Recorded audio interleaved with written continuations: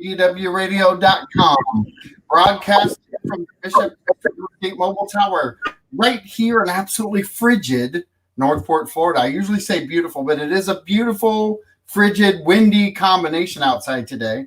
And we've got some very special guests in the house. And I'll let Laura Ansel introduce our guests.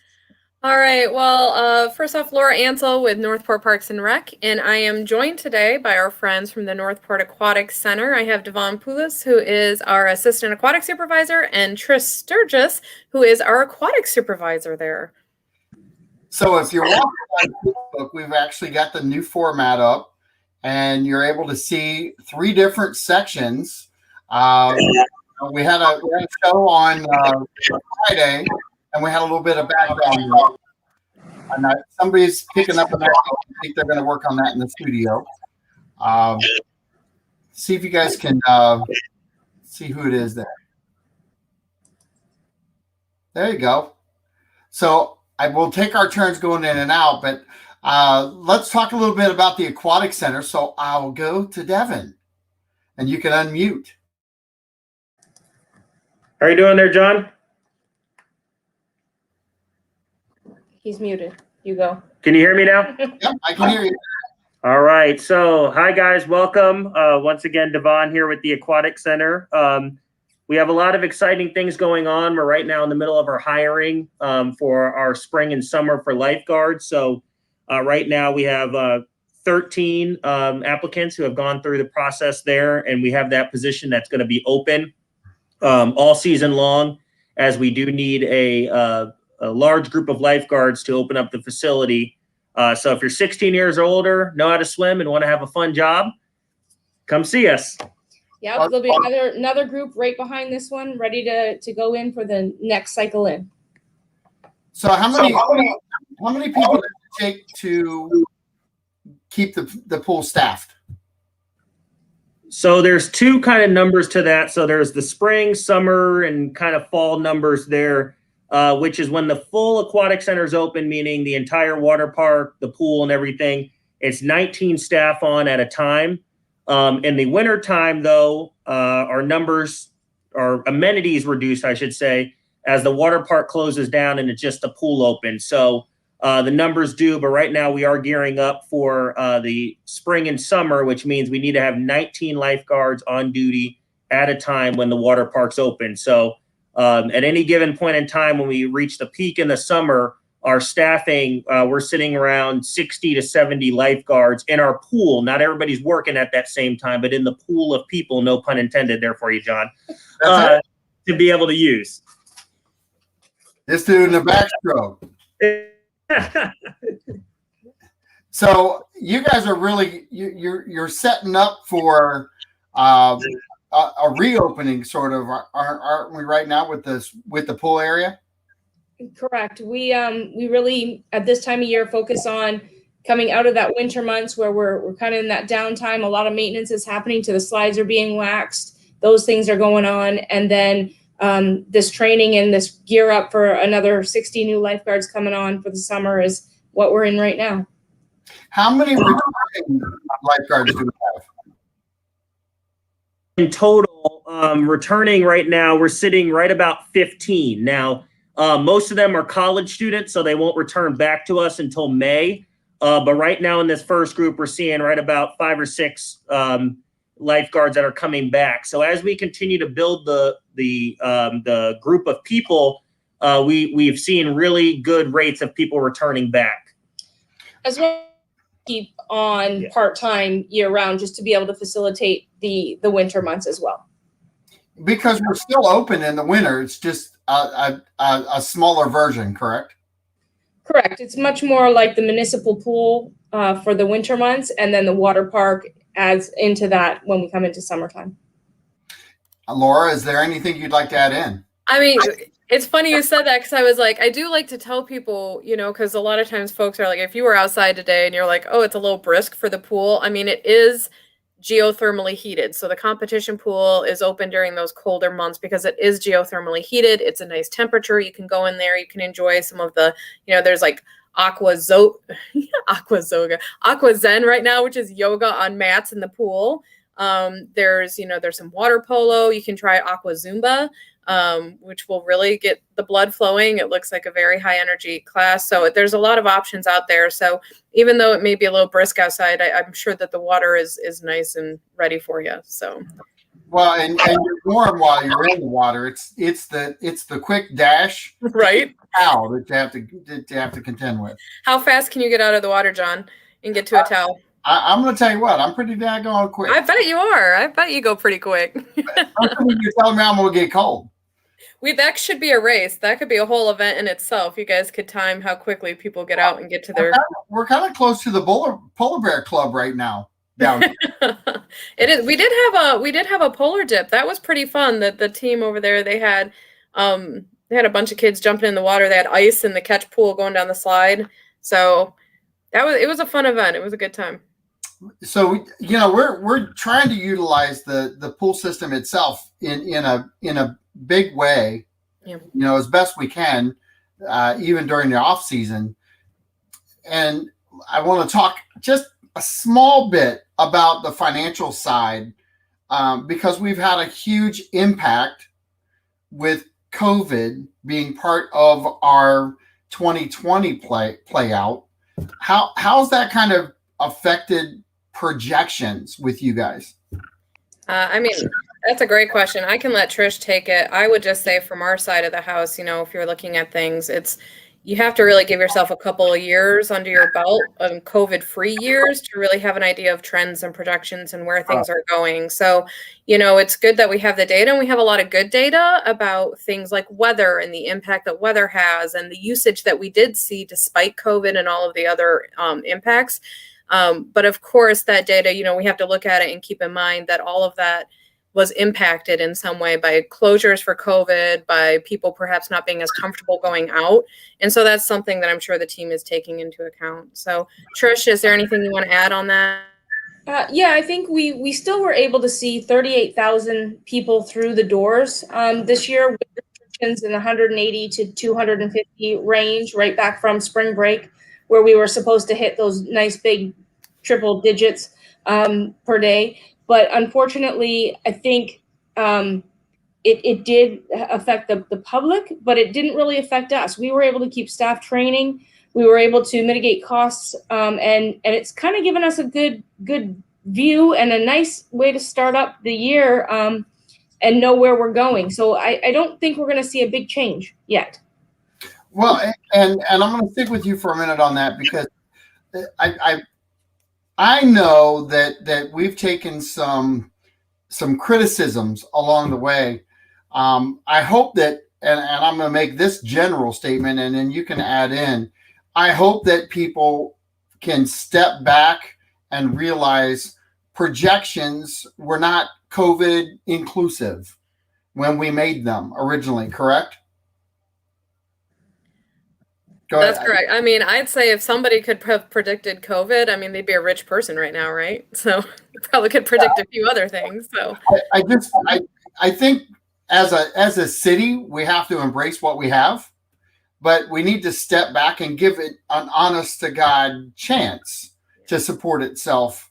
Where the other pool, we ran some numbers on a couple other shows, and people bring that up every once in a while. And I do read social media posts. And they're always like, well, we had a pool that was paid for and it was productive. Well, it was damaged too. There were a lot of things going wrong with that pool. And we've got a new facility now. And unfortunately, I don't know that we've had, and correct me if I'm wrong, I don't know that we've had a true full season that it's been open. Yeah, that's correct. We had the brief opening in October of 2019, and so we were open through about Thanksgiving, I believe. We were open through that time with the full facility. And then we went right into the winter season, and then we opened for spring break. And then right after spring break, as everyone knows, the kids went home for spring break, and then COVID shutdowns. So, it's part of it. Trish, it looks like you wanted to add on. Yeah, we actually didn't even get to fully open for spring break. We opened the first day, and restrictions put on us at a 250 person capacity for those first couple of days, and then we shut down. So we didn't even get the spring break in this season. Well, and I think people need to hear that conversation, though. It's one of the biggest problems that you guys faced. It wasn't staffing; it was actually 2020. And I think that in general, if people just look at their lives, there's been a huge impact on their lives. Put that into play with the pool. And let's give some grace to Parks and Rec and the Aquatic Center until we get truly out of COVID. I'm a big pusher for let's get beyond. But I think people, in general, I think people are very supportive. Where do you guys feel? And I'm going to ask this. It's kind of sounding negative, but I want you to turn it to a positive. With the amount of complaints that you guys had before of having the pool, do you think that people have kind of settled down because of COVID and not have registered so much intensity yet until the numbers have to come out? I mean, I think I'll let them answer in a second. I think what you're asking is kind of what are people saying and what is kind of the feedback we're getting. I've heard. Oh, go ahead. Not just that. It's that, do you feel like because COVID hit, some of the mass criticism of the Aquatic Center being built has kind of tampered down some so that it's more gracious? Yeah, I mean, I'd say from the perspective of what I've seen, and I'll let Trish and Devon chime in on what they're hearing because they're on the front lines. But what I hear from like the social or the feedback, I don't know that you can accredit it just to COVID. I think people have been coming out to the center and they've experienced it. And I think once they go in and they experience or they come to a class, they sign their kid up, they see the impact that the water safety and the swim lessons have. I mean, it's not just about going and having a fun time. It's also about keeping people safe in, on, and around the water. And how do you put a dollar amount on a child's life or an adult's life when it comes to water safety and the impact that can have? And there were, hundreds of people in the last year who were trained on how to be safer when they're around the water. And that was in spite of COVID and the impacts of COVID and the things that it shut down and canceled for us. So I think that there have been, yes, there were naysayers in the beginning, and we hear that and we hear the feedback, and we do take it to heart, and the staff listens, and we try our best to incorporate and make change where we can. But I also think that people have come and experienced the center for themselves and seen how it is a community hub. It's a place where they can connect. It's a place where the kids can gain life skills, or they have employment, or they have things that they can do together. That's not them just roaming around finding trouble. It's really a community hub. And on the plus side, it's also a place where people can learn to be safer. And it could potentially save lives with learning how to swim, learning how to kayak. I mean, there's some great lessons going on right now. So I'll defer to Trish and Devon if there's anything they want to add on that. I just want to echo a little bit of what you said. I don't think it was we gained a lot of fans because of COVID, because when we were able to open, it was stated that recreational water did not carry the virus, and we were able to make a very, very solid, safe plan for people returning to an activity that has remained safe, getting them in the water, focusing on those positive things. So COVID helped, yes, but I also think Laura's 100% right. The experiences, we had more than 300 children through swimming lessons this year. That makes a big difference, because every one of those children has parents and grandparents and aunts and uncles that just go on to say, hey, this has brought a value to our community that we didn't really see before when we just saw numbers attached to it and a water slide. Well, and I love the answers, because I wanted you to turn it into the positive, okay? Because a lot of people have made assessments on everything in Parks and Recs, and a lot of them have never gone to a park, have never seen what you guys do behind the scenes. A lot of people haven't come to events that you guys participate in. And I think the real value is exactly what you just said, because as a real estate agent, it's a bragging point for me to drive through and just start pointing parks out. It's to me, coming down Price Boulevard, one of the biggest features that I have to brag about right now is that slide. You can see it from Price Boulevard, and everybody asks, what's over there? I don't have to say anymore, that's a recreation center. They ask me what that is. It brings such a value, and I think it drives like some centered enthusiasm to our community. And you're right, people needed to get in, check things out. They needed to be participants. The baseball fields, the softball fields, the soccer fields, the people who are part of those programs, they already knew the value of those areas. I think you're right. COVID may not have been the best thing in the world, but it may have been the greatest thing that happened when it comes to the fact that there wasn't too much else to do that was safe, and produced a lot of, I guess, a lot of activity where maybe it was more positive than negative for a change. The best thing I can say is, Parks and Recreation I've been involved in for a number of years, where I hate to say 30, but it's been 30. And how'd you do that too? Yeah, one of the things that has always been a focus for any Parks and Rec department is quality of life. And I think COVID made all of us look at our quality of life a little bit harder. So that was definitely a bonus for us to have parks in our community where you could do safe and independent things with your family. So I'm gonna ask something that I'm quite sure there's a good correlation, but with the Morgan Center and the activities that are going on there, how many people do you see interchanging activities between those two centers, the Aquatic Center and the Morgan? We have a huge population of students from the schools there. So I see more of our students that are there are the ones coming through the doors for the lifeguarding classes and getting the staff side of it. Okay. Maybe not coming just to the swimming pool. You see a lot of the fitness people there that are cross training and doing laps and then going to the gym or vice versa. But then when the water park is open, it's like they're just coming and going. So depending on the season, it's all that same crew, all those guys that are coming out of school are coming in. Do you see that crew growing though in number? Absolutely. We see it growing in number all the time.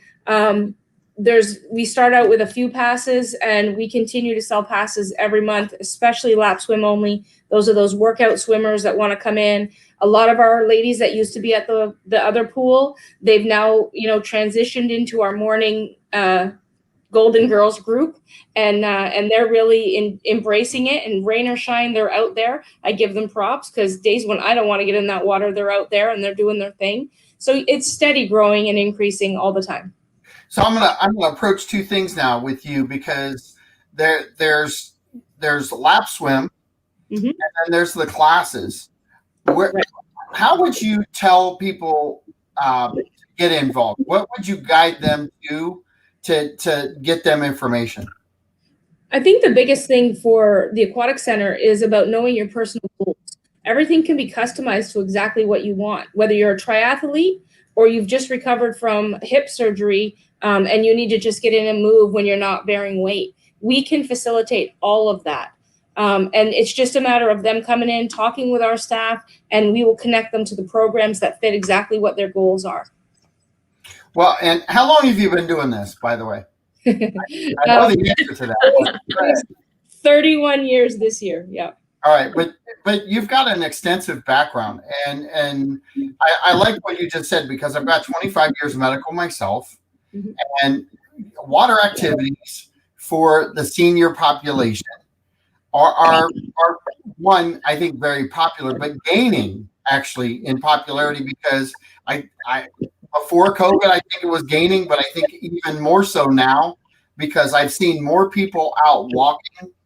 I've seen the streets are just filled with people biking and walking and just trying to, I think, become more active. Can you explain a little bit about water aerobics and actually maybe even some gentle lap swimming on the value of that to people who are just getting started in exercise? Absolutely. We have a number of level programs to start with. So we could do anything from basic, just moving in the water and having it in a controlled environment with our basic water aerobics, which are controlled, no bouncing, no jumping. But you have the properties of the water, as I said, that are supporting. So if you have a knee or a hip or a joint that needs to have support, once you move it on land, you have to force that gravity up and down both ways. If you're in the water, you have that support factor of the buoyancy that's going to be gentler on your joints for that type of thing. But then we increase, and we have an aerobics 2.0 where we have a personal trainer who teaches that class. And he's in his 60s as well, and he caters to people coming and taking it that next step. They've, maybe they've been a little bit in the water and they want to get a little bit more fit with it. So he trains them how to take it to the next step by utilizing resistance, by utilizing the properties of the water to actually do things that you would do in a gym, but again, in a more supportive environment for those joints, for those injury-related areas. We also have what's called 20H2O. It's our 20 minutes of high impact, ready to go. The first time that the girls taught it, I thought I was going to drown. You're going one way and then you're going the other way, and you're using that water all the time. And you can really get a nice condensed workout in that 20 minutes because, again, learning body position in the water is the biggest and most important thing. It's the same as swimming. Relaxation and body position get you to move through the water the best and most efficient way. When you're using it for exercise, you want to do it the opposite. You want to get in that body position that maximizes the amount of water and force you're pushing, and then you want to push it hard so that you can get that intense workout. So those really important factors that you can do. All the while, one of the only exercises that actually assists with the building of the lung muscles, because you have hydrostatic pressure from the water. And a lot of people get in there, they'll do some gentle lap swimming and they'll be like, man, I'm out of breath, but I have so much endurance on land. Well, that's because that hydrostatic pressure pressing in on your lungs, you're forcing that muscle out every time you take a breath. So people who are recovering or maybe have COPD, recovering from any type of bronchitis or pneumonia can really benefit from just some simple breathing exercises while sitting chest deep in the water. So it can go in so many ways. So, and I want to carry on in this conversation because I think that there's some value in everything you just said. One, on recovery time, because I think people who do water aerobics or swim, their recovery time, and maybe I'm saying this wrong, maybe not so much recovery time, but the soreness of the recovery time. Do you find that the older population, now that I'm getting there, do you find that the older population, once they get in the water and start moving around, they're able to come back the next day much easier than if they were to go maybe walk 3 miles on a treadmill and cause some issues that way? Absolutely. The recovery from exercise to exercise, because it's less invasive in the water and that's supportive, doesn't take that recovery time. So, instead of skipping a few days, they may be able to get back quicker and sooner to that. As well as you have to remember, I know Laura touched a little bit on our geothermal heating, but geothermal heating that we have also chills. So that water stays 4 degrees of the set temperature all year. If it goes up 2 degrees, it tells it to chill and brings it down. If it goes down 2 degrees, it tells it to warm and bring it up. So that moderate temperature and keeping, your joints that may have inflammation at a good temperature, not too hot, not too cold, makes a very, very good plan of recovery for those muscles and joints. So I'm going to ask you a question though, and I'm hoping that you can take what you said earlier about recovery and lungs and things like that. And I want you to put that with COVID and maybe some prevention of if someone were to start exercising and they were to get COVID, expanding those lungs. But even if somebody who had COVID needed to start exercising because COVID actually attacks the lung, they can do this at their own pace in the water, correct? Absolutely, they can do it at their own pace. I would suggest anybody recovering that has had lung damage speak to their respiratory specialist about it. But a lot of times they do provide them with, apparatus that can be brought to the pool as a second step. Once they're successfully doing that on land, bringing that to a second step will only assist in recovery. So we actually have the capability right now of helping anyone and everyone within the aquatic center at many different levels, correct? Yeah, many different levels. There's many things. I mean, fitness is always good, no matter what level it is, whether you've never done anything or you're a triathlete, as we see many of them coming through the doors to swim, numerous laps a day. But the good part is we can hit anything, just knowing your personal goals when you come in, and we will get you in touch with the right people and make sure that you can meet those goals. And there was a question just pop up. Do you have to actually live in Sarasota County to participate, or can you live in Charlotte County and visit our aquatic center and be a member? You can come. We want you all. So you will come. Well, it's the field of dreams, the aquatic center of dreams. Build it, they will come. Exactly. The door's open, and we're kind of blessed. Is there another aquatic center within a city like near us? So there's a couple of things that we see. We've kind of got the beautiful blending of some of the water parks you see south of us in Naples, Cape Coral, blended with a traditional municipal pool.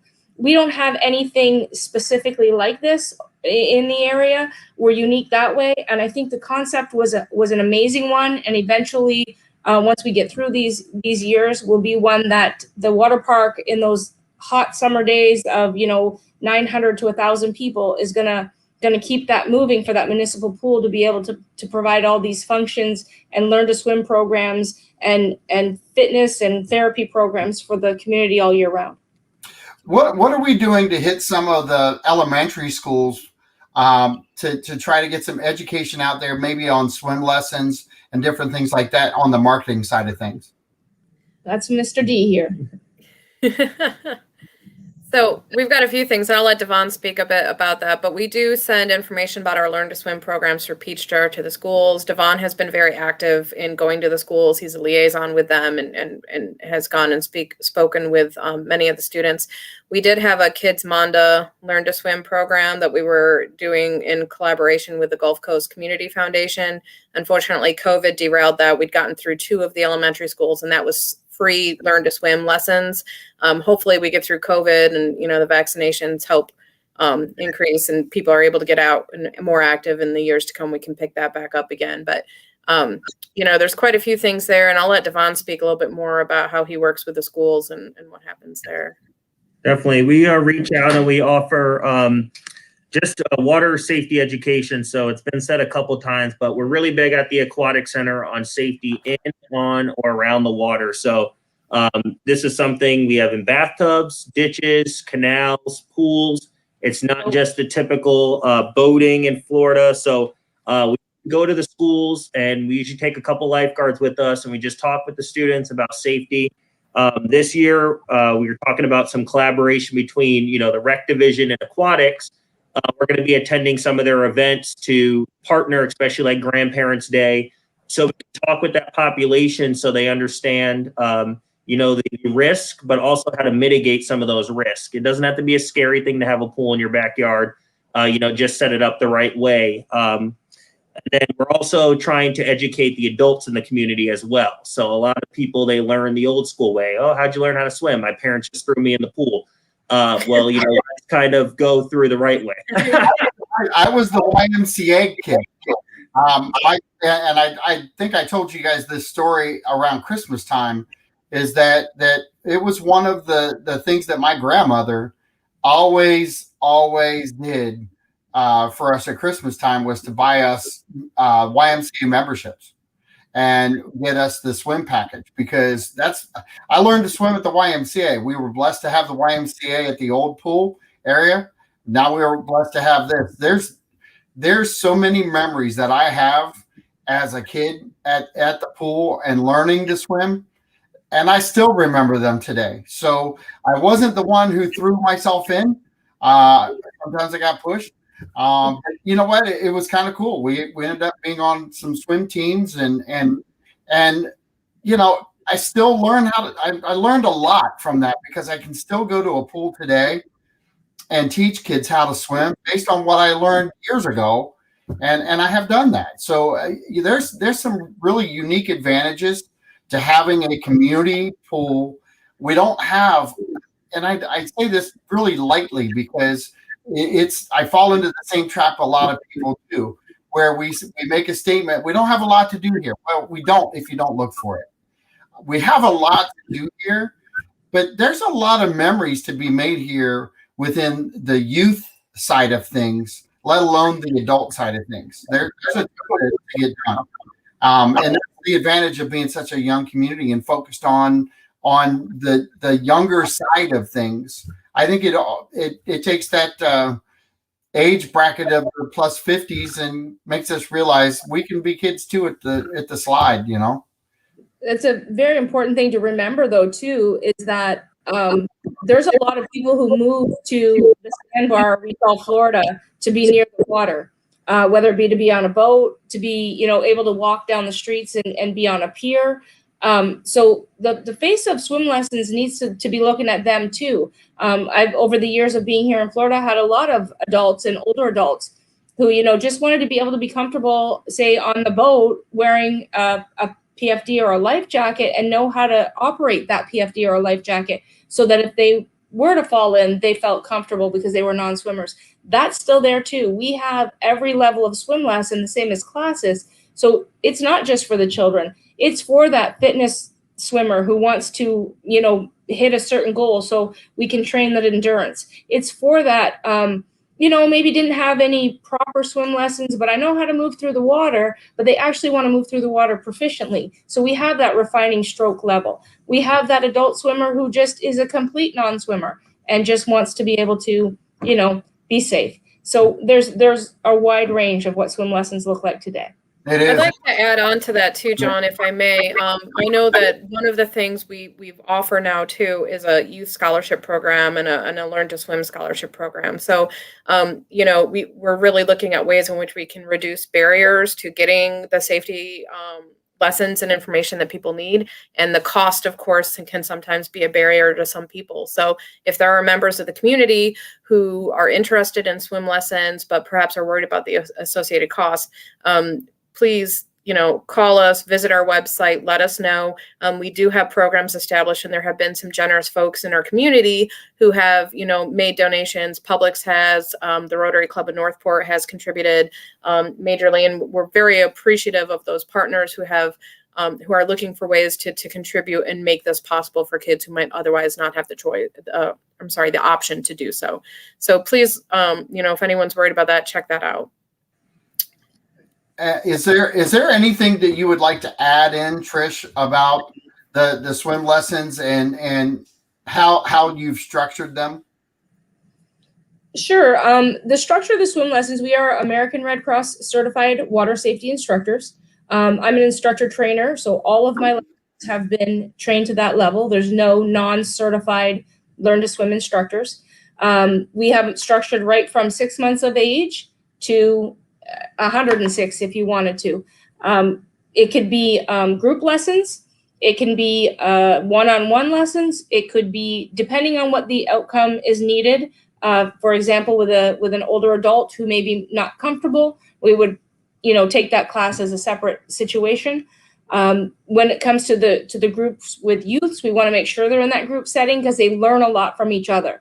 You know, you have a lot of kids that come out, and at first parents want them to be, you know, singled and separate and have a one-on-one, especially with COVID right now. I want, you know, just one instructor, but they're really missing a lot. So we've been able to bring our class sizes down. Normally they're about 6-to-1 ratio. We're at a 4-to-1 ratio.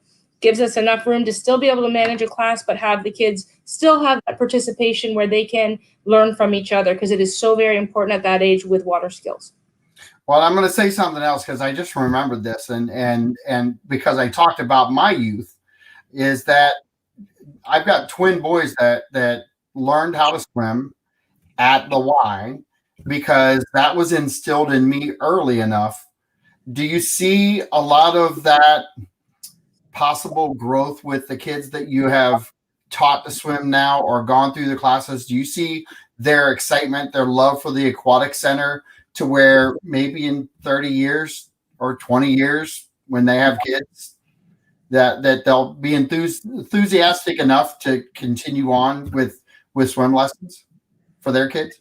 I absolutely think that that is the case. No matter how or where you learned how to swim, if it was organized, most kids return to that for their own children because they did enjoy it. It is a pleasant experience. It's something that, you know, you come out of it with a great benefit of being safe around the water. But usually the class format is so much fun.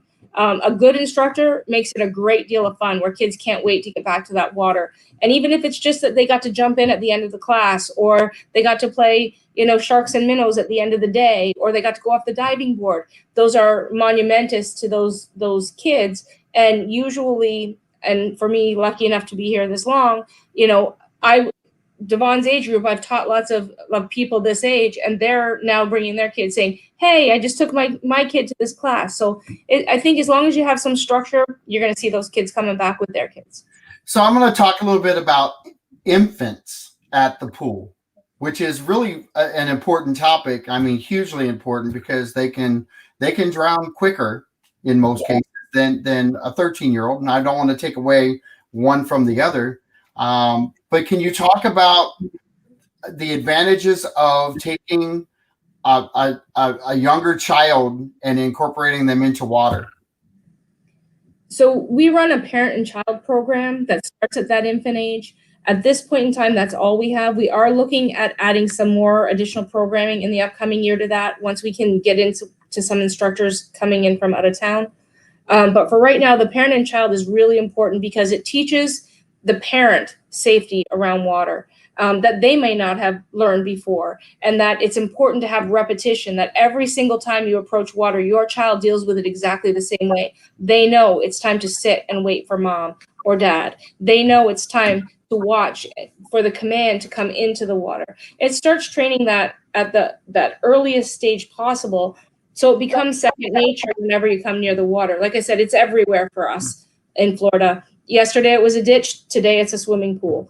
And so we need to make sure that that is instilled right from day one to minimize how much drowning is here. We lead, we're in the top 10 of the country for drowning deaths. And that's not okay. I mean, it is okay because of the amount of water we have, but it's not okay that we're not constantly doing things to stop that. Well, and I think that's a distinct advantage we have right now with having the pool where it's at. It's a great location to attract attention as far as being across the street from the high school and the middle school, one of the middle schools, and the community activity center with the Morgan Center being as active as it is, and as many participants at the soccer field out front. You know, there's just a lot of draw to attention there, and I bragged about the slide. It's so noticeable. I've got to believe that people who are maybe new to soccer, or maybe new to the Morgan Center, drive up and go, what in the world is that over there? What do we got going on? Do you confront that a lot? You're muted. People coming from Bradenton and people coming from as far down as Naples saying, hey, you know, we were here for this and then found out you had that.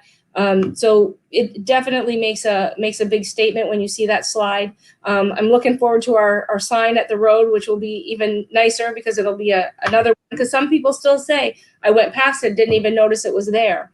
Right. Well, it's kind of a win-win once we can get the sign up there and we have those different people coming into that park for any purpose. Well, and I think that the more that the word gets out, I can't even imagine how the impact of what the positivity that's going on there. I mean, you guys really are involved so deeply in the positive aspect of it. It's going to be hard for people to carry negative forever, because I love the attitude. Everybody there has a great attitude. I love the fact that we did the show out there the one day, and the water feature went off. I know it was an echo in the background, but it was. We got rained on too. Yeah, we got rained on.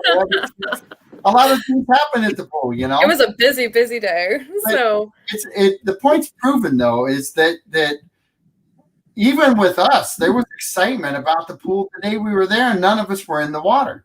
It was the fact that we were excited about having it. And I think that our community is going to wrap their hands around this and really feel positive about this. The more that they can, I think, show up, and even just stand at the gate. If you don't want to go in, stand at the gate and look at all the people that are enjoying it, and look at all the activities that are happening there. I would say if you really want to experience it, go over there and watch some of the classes, so that you understand what it's all about. Go participate on a visual level, so that maybe if you have a fear, you're going to see some people there that are just like you. Trish, would you add that in? I mean, at all ages, and I want to talk a little bit about the senior population, because I think that's when you come down from up north, a lot of times you swam for years on end. You want to address that, Trish, a little bit, and tell people how you encourage them to approach? Yeah, well, I think we have a good core group of seniors now that are always welcoming in others. We are looking at doing some specific classes for them. They like a lot of self-led things because, you know, they're of that age where they feel that they know their body and they know how they need to do it. So providing some times for self-led where we provide the equipment, we just provide the guidance and they're able to do it. But we have a lot of people coming back and visiting us, and then they're coming back again and saying, hey, you know what, we really did like that. We want to have a pass. So I encourage anybody to come. I guarantee you'll find something for you that fits what your objectives are. And I'd like to chime in on that too, John, just to add on. I think what Trish said is very accurate. And I think that not only is it, I want to bring it back to that safety discussion, because not only is, you know, obviously we have a friend hanging out with the aquatic center team there. You know, we talk a lot about water safety, the fact that we have 80 miles of canals in the city of Northport. So of course, safety is important, but another thing we're looking at is safety in general. So I know they have some CPR and AED classes, certification classes coming up. So I think this is another added benefit that the center brings is, you know, if you have a child, if you watch children, even just knowing, like, I can speak from personal experience. I have been at an event where a coworker had a heart attack, and if we didn't have the AED there, he would not have made it. And so just for anyone in general to have that kind of training, because, you know, hopefully, fingers crossed, no one ever has to react or handle a situation like that. But it's always better to be prepared in the off chance that you happen to be somewhere and someone has a heart attack or some other kind of cardiac event. You could save a life with that too. So I'll let Devon or Trish talk about the class maybe a little and introduce us to your friend. He's wearing a mask. He's safe. Yeah, definitely. So that's exactly right, Laura. We do have a first aid class coming up. It's actually in April. It's going to be a Saturday, and it's for about 5 hours. As you guys see on the screen right there, you can sign up online for it. All of our programs with aquatics, we try to be as inclusive with all of our programs as physically possible. So as you see there, the cost for the course is $35 for that course there, and that's really kind of like it says, it's a community CPR class. We want to get people out there with these proper certifications. The more people we certify, the safer we can be. This person that's here to my left, it kind of looks like the right there on the screen. This is one of our CPR mannequins that we use for training. So our lifeguards there will use this as we're doing our training to our compressions.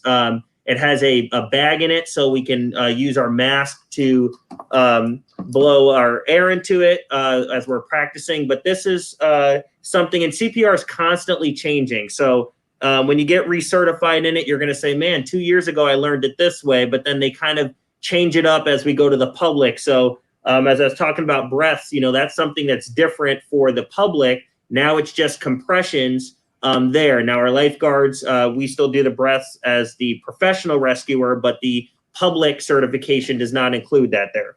I think that's a really important factor right now with COVID to remember that, everybody's a little afraid of touching other people in that distance, but in that moment of emergency, 9 out of 10 times it's somebody that you're having to do CPR with.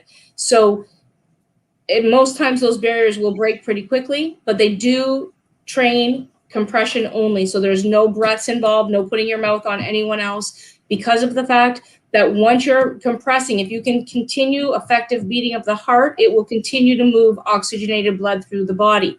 And doing that is better than doing nothing. So it is proven to save lives. We want to have as many people out there as possible. Everybody will have their own mannequin to touch. They will be cleaned in between. And all of the protocols for wiping things down, wearing masks will all be taken into consideration and done during these classes. How many people are going to be in per class? The first one is going to be 10. So that one is limited. So typically with this, we could go and we could teach 2 to 4 people or so, per mannequin there. We want to go ahead and we're going to reduce that down, like Trish said, to the 1 per mannequin right now. Now, eventually when we get out of these COVID times and we can kind of go back to some norms, we can expand that class to where we're, utilizing the Morgan or Mullen Center gym, and we can be holding, 20 people, 30 people courses. That's another thing with our staff. And, we'll have to say for Trish and our department management here is this is something that our staff, as well as our lifeguards, can get certified in, so we can provide that course out there. So it's not just Trish and I doing these courses all the time. We get different staff out there. So that's another important component with the American Red Cross and for our instructors.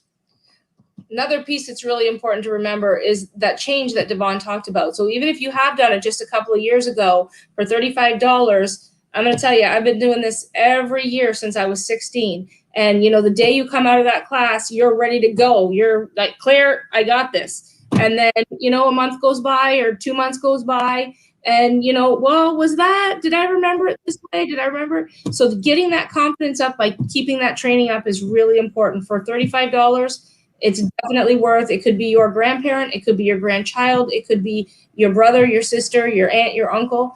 But being prepared in that time of emergency is where we at the Northport Aquatic Center want everybody in Northport to be. I agree with you on everything that you said, but I'm going to address something in there too, is that I know firsthand that when you're put in a position to perform, if you've been trained, you won't freeze. You will just do. And that's the difference between somebody who's gone through at least one class, at least one, to understand what you're supposed to do, and somebody who hasn't, that stands there and goes, what do I do? Call 911. Well, you could be doing compressions if you just spent $35 and took a class. And $35 today is like going to McDonald's for a family of 3, maybe 4. Big Macs I mean, in all seriousness, a family of 2 teenagers and a mom and dad, it's $30, $35 to go to McDonald's. So you can save for $35. And then we get more customers like this, the more we eat of that. Well, I wasn't going to go there, but we don't want to pick on McDonald's. You can do it at Wendy's too. But that's right. We'll pick on them all. So there you go. I love the fact that you brought the mannequin on, because it's true value across the board that you guys are trying to provide, and people need to understand, hear it. I think, but the biggest thing they need to do is start participating. And the ones that are participating, that are listening right now, share this video, share your experience, share your positive outcomes about what's happening at the Aquatic Center and the Mullen Center, or any park that you go to. Go ahead. The playbook is up there. You want to address that for a quick second? Yeah, sure. So we have, for anyone who is not aware or hasn't seen it before, we have a playbook that we come out with 2 times a year. The playbook is the Parks and Recreation guide to everything we do. So when you're talking about our events, the city events, you're talking about programs, events, facility information, where are our parks, which one can I bring my dog to? The playbook is really going to have a lot of the answers that you're searching for. And so you can find that online. It's cityofnorthport.com/playbook. I think Marie has it scrolling on the bottom for you there. We also have printed copies that are available at our community centers, at the Northport Aquatic Center. A lot of our friends in the community offer it as well. So I know the chamber has it. A lot of the schools have it. We always drop off extra copies there for them. So you can really pick up a playbook in quite a few different places. But you can find out everything you want to know. So a lot of things. So for example, we have Newcomer Day coming up. That's going to be February 6th. And that's going to be at the George Mullen Activity Center. And so our Newcomer Day information is in there. If you're curious about like our movies on the green, those events are in there. We just had a movie on the green this last Friday. Our next one is coming up. It's going to be February 26th. We're going to be watching Jumanji: The Next Level. We also have information about a lot of the programs and the classes that Devon and Trish were talking about, the CPR, the water polo, the Aqua Zumba, 20H2O, all of the class information. You're going to find that information in there too. And we have also a fun thing. Woofstock is a fun one too that's coming up. So if you're curious about Woofstock, that one's an event at the K9 Club on February 13th. But you can find all of that information in our playbook, and we encourage you to check it out. If you don't go to our playbook website, you can also follow us on Facebook. You can, I think we have that link out there too, but if you just search Northport Parks and Rec on Facebook, we'll pop up. If you follow us there, we always are posting a lot of good information out there. Or you can find us on our website. It's cityofnorthport.com/parks and recreation. And there's a lot of good information out there too. So a lot of resources. And at the end of the day, if you don't know where to go, or this was way too much of an information dump, you can always call us at 941-429-PARK. It's 941-429-7275. And staff are always there to help out. So. Well, one, I can't. I just looked at the clock. I can't believe we chewed up. I know. We went fast. Trish, fantastic information. I love having you on the show. I hope you are really enjoying yourself at the Aquatic Center. I know that it's your baby, and you're really trying to make things happen. So show a lot of love and support to Trish as she really works through COVID to make the Aquatic Center something special. Devon, you do a great job. Keep it up with the kids. Laura, I'll get you some more pins. Thank you. And I'll take care of you on that. But and I appreciate the feedback, because just knowing the kids like the pins is a good thing, you know. So beautiful thing. You guys have a great week. I can't wait to have you on next month. Let me know if you guys need anything, and God bless you guys for doing a great job. Thank you. Appreciate it, John. All right. Have a great day. Thanks for listening.